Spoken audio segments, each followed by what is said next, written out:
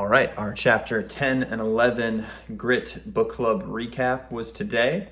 Chapter 10 is Parenting for Grit. Some good discussion. The book talked a lot about different examples between the tough love side of parenting. And parenting can be considered any type of teaching, so teacher, coach, and of course parents. The example was Steve Young, who had he was a Mormon guy, grew up with his dad's name is literally Grit Young, and what would be seen as kind of an authoritarian take on parenting, where it could be almost, just you have to do it my way, but that wasn't the actual case. His parents were definitely tough, but were also very loving and very supportive of Steve. And their kids and their pursuits and how they wanted to approach things. And on the flip side, Francesca Martinez was the example. She's a writer, comedian that was used, and her parents could be seen as pretty hippie in terms of how they approach parenting. Allowed their kids to have a lot of slack, a lot of freedom. Both the kids dropped out of high school, and that could be, you might think that that's just all love and there's no toughness there. But it was quite the opposite, actually. They allowed their kids to have a lot of leeway, but also provided a lot of structure for them in certain scenarios to help them reach their highest potential. Two kind of extreme examples, but just kind of really hammered home the idea that you can be tough and you can be loving, and you can be loving, but you can also be tough, and that goes for all aspects of teaching and coaching. So there's some good stuff there. One study that they talked about that was really interesting was teachers grading papers, just the first draft of a high schooler's paper. They took 50 of the students and they put a Postit note on there that said, "I'm giving you this feedback because I have high standards. I have a high expectation of you, and I believe that you can improve this paper." And the other group got their notes back with all the red ink and whatnot on it, but their Postit note just said, "I'm giving you these notes because I think you deserve feedback."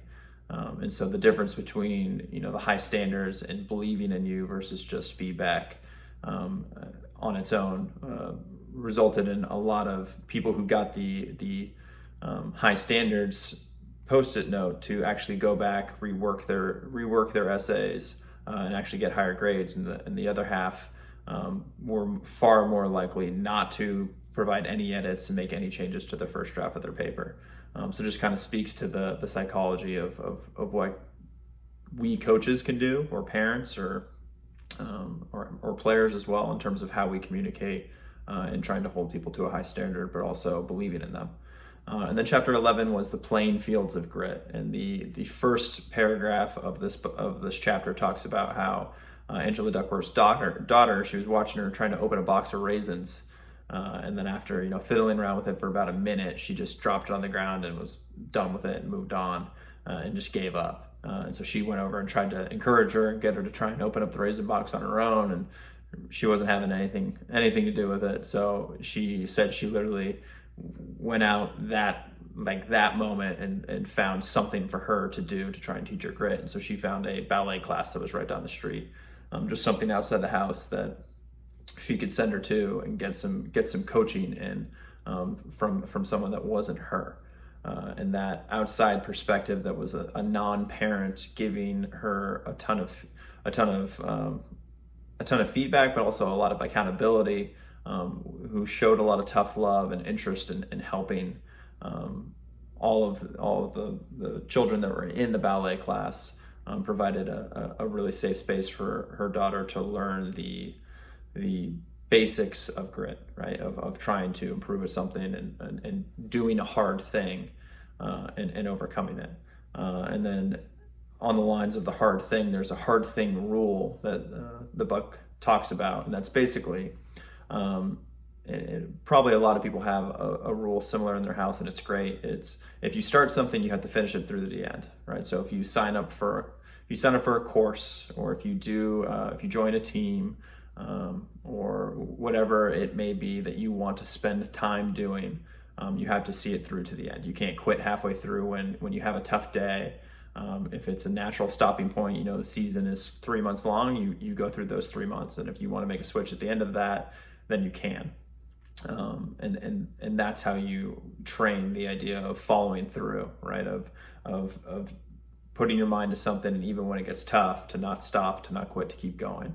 And as her kids get older, the hard thing rule changes and adapts to become longer and longer. And once they get into high school, it actually becomes a 2-year rule. So once you commit to something, you have to commit to doing it for 2 years. Whether it be student body, right, doing the being a president of your student body, or vice president, or treasurer, or a sports team, or a club, or a community service project, or anything along those lines that you want to devote that extracurricular time to, you have to do it for 2 years.